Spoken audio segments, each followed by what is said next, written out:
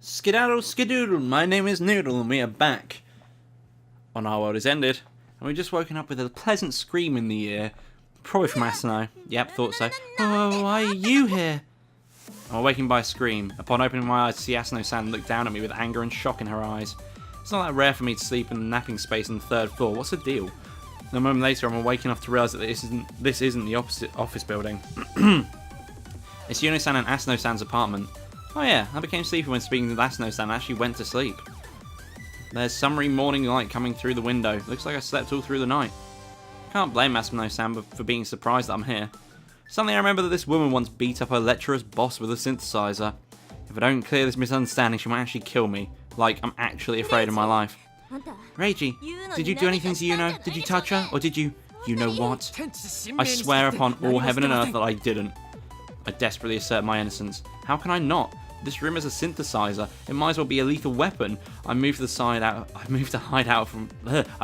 it from her line of sight. But then, what about me? Did you touch my body? I didn't do anything you're imagining. I should focus on trying to stop her, but I'm so literal I accidentally say something I shouldn't. Well, I guess I did touch you in a way. Oh god. Huh? She becomes pale. Oh no, I messed up. Now she's now a step beyond rage. Of course, I only mean the fact that I carried her here, anything lewd. Don't get me wrong, please. I didn't mean I touched you with my hands. You were just on me. The danger of my life makes me panic and mess up my explanation. In fact, I'm just making it worse. I just added fuel to the fire. Jet fuel, to be precise. I was on you? Asano-san's face becomes red as tomato. It shows a dense mix of embarrassment and anger. God damn it, she's getting it all wrong. I was hoping to get Yuno-san to explain it, but she's not in the room. Instead, there's a single memo on the table. It says, Reiji-kun, we're out of tofu for the miso soup I want to make, so I'm out to get some. Why must you leave now, of all times? Who cares about tofu? Come back already.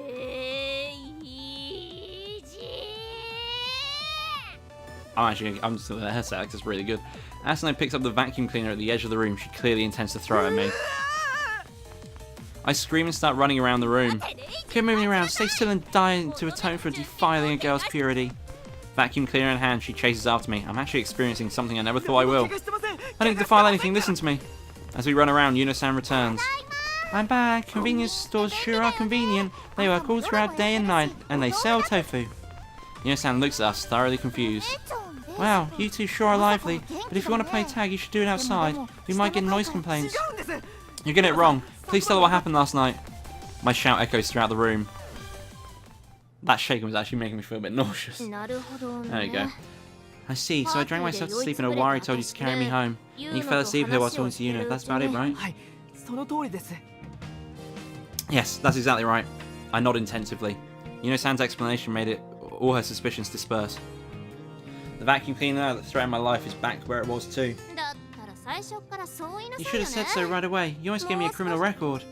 You're the one who didn't listen to me properly. I almost said that out loud, but I'm kind of guilty too. I panicked and fueled her misunderstanding. I'm really sorry. Instead, I just apologise. Also, I know you were tired and all, but a man shouldn't just pass out in the room where two girls live. You know, if this happens again, I'll just call a taxi or something and force the guy out. Huh? This is Reiji-kun, so it's fine. He's soft, too naive. Despite it all, he's still a man. Not to mention he's the perv's underling. Okay, I understand. I'll make breakfast now. Reiji-kun wants to stay around and eat it? Ah, yes, thank you. Hold on, what's with the answer? Hold yourself back a little. Sorry. I answer reflexively, but I guess she's right. I overstayed my welcome. I prepare to get up and leave. Well, even if Wari ordered you, you still brought me here, so I guess you can have breakfast with us as thanks. She curtly gives me permission to stay. I'm just glad that our relationship is fixed. Yuno-san starts making breakfast. The pleasant sound of food being sliced reaches my ears. This is kind of nice. By the way, you said you talked to Yuno about something, right? Yes. I didn't try to court her or anything like that. I don't doubt that. I know you don't have the guts for that. She told you about them, didn't she? About her parents, I mean. She speaks that quietly. Yeah, she did. I even found out how you ended up becoming part of Judgment 7. Huh? Well, I expected that much. Yuno's pretty fond of you. So I thought she'd tell you about that. She grins wryly. Just so you know, I don't want you given a special treatment because of this. I'm sure Yuno feels the same way. Oh, I never intended to do that. I'm not shrewd enough for that, but I gotta say, you're a hard worker. A hard worker. It's less than that. It's more I just had to do it. Things would have gone really bad if I didn't ask. That's probably true. However, you never relied on any other adults, right? You did so much to protect Yuno-san, and I find that amazing. Methods and results aside, Asano-san still gives her all for Yuno-san's sake. That much is certain. Reiji. Her eyes are gleaming. That's good, because part of me thought that I said something I shouldn't have. Most of the things Asano-san does out of goodwill Most of the things Asano-san does out of goodwill have negative effects. Even if she tries her hardest, the results she brings are oftentimes unfortunate. Though your efforts sometimes result in something unintended. Ah crap, I accidentally said that out loud. You little... I was actually moved by your words for once. Oh no. The words that slipped out of my mouth, ruined the flow. Hey, I recognised your efforts. That's what it sounded like until you went and said that I ruined it. Sorry. Man, you sure have a weak endgame. Also, you're misunderstanding something. I wasn't working hard by myself. I could give my all because I was with Yuno. We were both doing our best. As she whispered that, she actually looked a bit like a reliable sister. Yep, she really is amazing. At that moment, Yuno-san called out breakfast was ready. Sis, Reiji-kun, breakfast is done, eat up! Rice, miso soup, fried fish, eggs and veggies. It's simple, but it almost makes me cry. I live by myself, so I rarely see such good home cooking. Whoa, this is so welcoming. I'll just dig in. Eating actually brings me on the verge of tears, but I'll keep that a secret. As we eat, I remember something and talk about... Words are hard. As we eat, I remember something and talk to Asano-san. By the way, before joining Judgment 7, you were a street musician, right? Ah, so she told me about that too. Oh boy. She makes a satisfied expression. That's pretty popular. Tons of people threw money into my guitar case. Some even said I should try performing in a bigger town. I can't bring myself to tell her that was a roundabout way of saying that she should just leave somewhere else. But you stayed around the Asakusa station because the boy you liked used it, right? Asano-san loses her words. Serious Shotokan, huh? I didn't expect that. You know, you told him that? She starts panicking. So don't get me wrong, I'm not some kind of pervert who goes crazy over little boys. I just enjoy affectionately watching them from a distance. I'd be in heaven if they ever looked at me and smiled. It's just that kind of stuff. That's still fucking creepy. I guess that's okay. But only barely, but still. Fucking no, it's not okay. I also love to hug them and rub their cheeks. And that's the line crossed. Anyway, don't you dare tell anyone at the base about this. I'll instantly kill you and dump you in the Sumida River. Got it? Got it. I won't tell anyone, that's a promise. Our exchange ends, but something else begins. Oh no, it's already 7:30. Justice Prime is about to start. Yuno-san raises her voice and uses the remote to turn on the TV. Justice Prince? What? You never heard of it? It's a super popular currently airing hero anime. I know you're a part-timer, but you work in entertainment, so you should at least know that much. The opening commercials end, and the show begins. It starts with a summary of what happened so far. The one who saved Justice Prince from the hands of evil corporation, Daishin-kan, was a mysterious woman warrior, the impudent princess. Can the two of them escape Daishin-kan's base in Gorgonzola? Gorgonzola, good cheese. I watched the anime alongside Asano-san and Yuno-san. I know nothing about the setting and story so far, but it's actually pretty well made. I'm enjoying it. I'm particularly interested in the impudent princess. She's a mystery heroine that appears whenever the protagonist is in trouble, and not even he knows who she really is. The episode ends right as the protagonist asks for identity and she's about to take off her mask. Next week on Justice Prince, episode 18, with impudence, this channel is Justice. Oh, come on. You can't end there. You know, you want to know who she is so much. Though I'm not as curious as them, I also want to know the identity of impudent princess. I'll make sure to watch the next episode. And so, after enjoying the atmosphere of their home, in spite of the minor difficulties, I take my leave. I also take my stem, and my branch, and the many other plant-based things. Back to the dev room, though. The next day, I arrive at the office and meet Owari-san.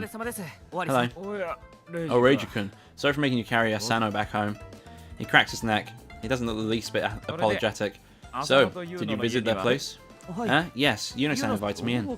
I see. How far did you go? Don't tell me you just had some tea and left. As J7's representative, I have a duty to know this. Go on, tell me everything that happened. Don't leave anything out. He comes up to me with a grin on his face. I didn't do anything, I just accidentally fell asleep, woke up and had some breakfast and left. What the hell? You're going to say you didn't do anything and you call yourself a man? I do, I'm just a different man than you. Man, what a thing to say. Unlike you, I'm a gentleman, damn it. Though, yeah, I was kind of excited about the prospect of being alone with Yuno-san. Asano-san was asleep, so she doesn't count. That aside, I got to hear about their current situation and past, so all in all, it was a very productive visit. Sure, I almost got beaten to death with a vacuum cleaner, but I ended up knowing them better than before. And I'd say that's worth the risk. Suddenly, I remember a certain question that came to mind when I was talking to Yuno-san. Owari-san's the only one here, so there's no better time to ask it. By the way, Asano-san used to be a street singer, right? I was told you hired her when passing by. What made you do it? Do you need to ask? I obviously did it because the song was just that unbearable. Hiring her was the least I could do to stop her. I see. I feel bad for Asano-san, but it makes sense. If she kept singing at the Asakusa station, she might have been branded a public menace. But let's not tell that to her. That's surely for the best, yeah. That aside, you're going to be studying with Tanichika, right? Ah, yeah. During a welcome party, I remember the exams, and Tatiana said she'd be my personal tutor. We don't have much time left until the exams, so I'll probably be spending tons of time with her. Well, do your best. He clearly doesn't care about this. Only 5 days left until the exams. Will it really work out?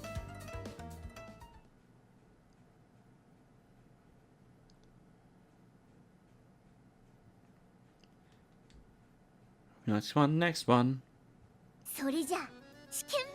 Alright, let's start. I'll be strict, so you better be ready. Good evening. Come evenings. I said good evening. Where did good evening come from? Come evening. Tatiana starts tutoring me. Tatiana, do you really know college stuff? Of course I do. I have a doctorate, you know? College stuff is a piece of cake to me. She's confident, but I have a bad feeling about this. I don't have too much time though, so I just start. I often go to college from the office, so I have my textbooks and most of the things necessary for my studies.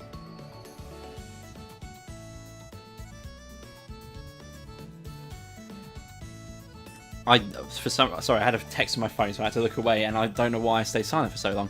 During the Skeleton Gate development in June, the amount of times I went to college can be counted on one hand.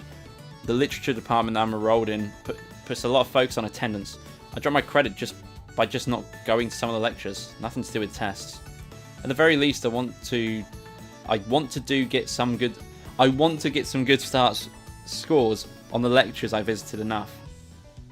That'll short. Oh my god, words. That's sure to raise my credit. Sorry, it threw me off because there's like another grammatical error, so my brain was like. Bleh.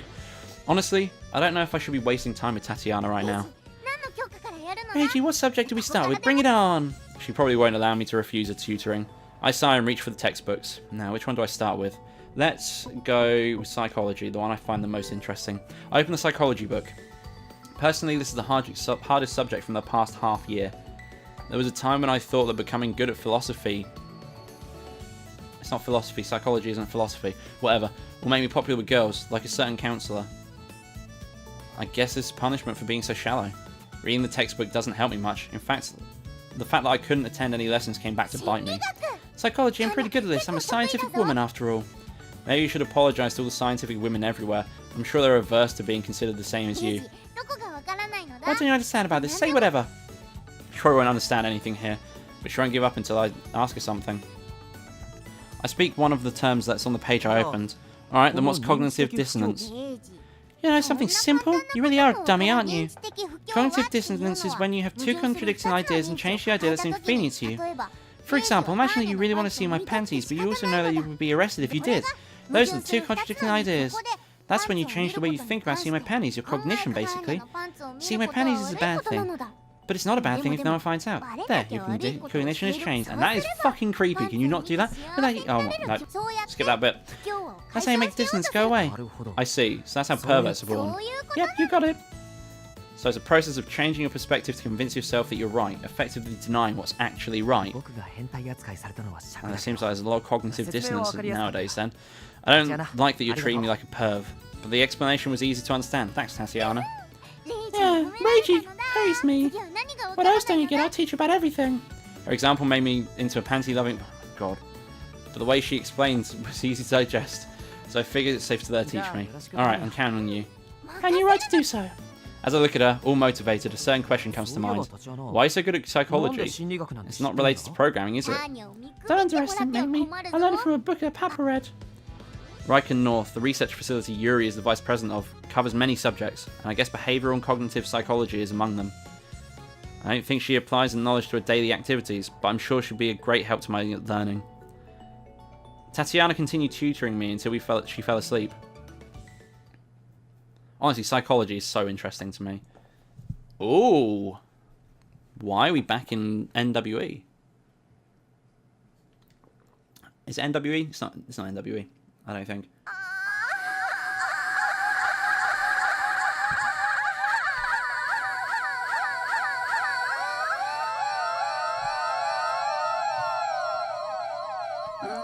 Honestly, I would love that noise if it wasn't, like, creepily overlaid. Shit, failed again.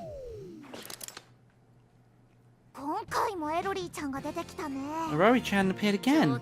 Alright, just how many times are you going to show us your Rory army? I even stopped being angry about it, it's just sad now. True, Rory isn't at fault here, but I'm getting annoyed. What, you want me to call Velos instead? No, definitely not. I like seeing Rory-chan again, but I like to see her in that world. Agreed.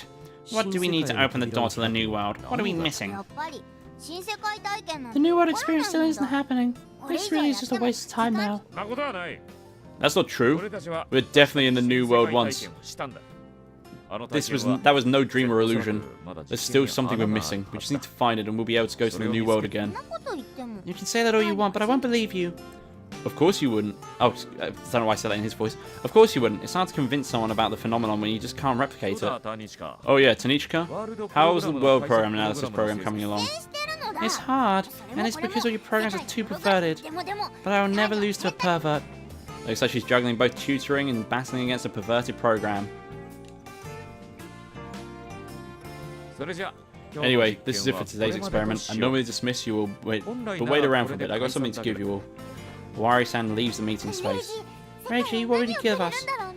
I'd love for it to be a Gajigaga. Oh god, I'd love for it to be Gaji-Gaji-kun. That's the name of the ice cream she loves and eats every day. I really don't think he's giving us that though. Just as he told us, we stay around and wait for him.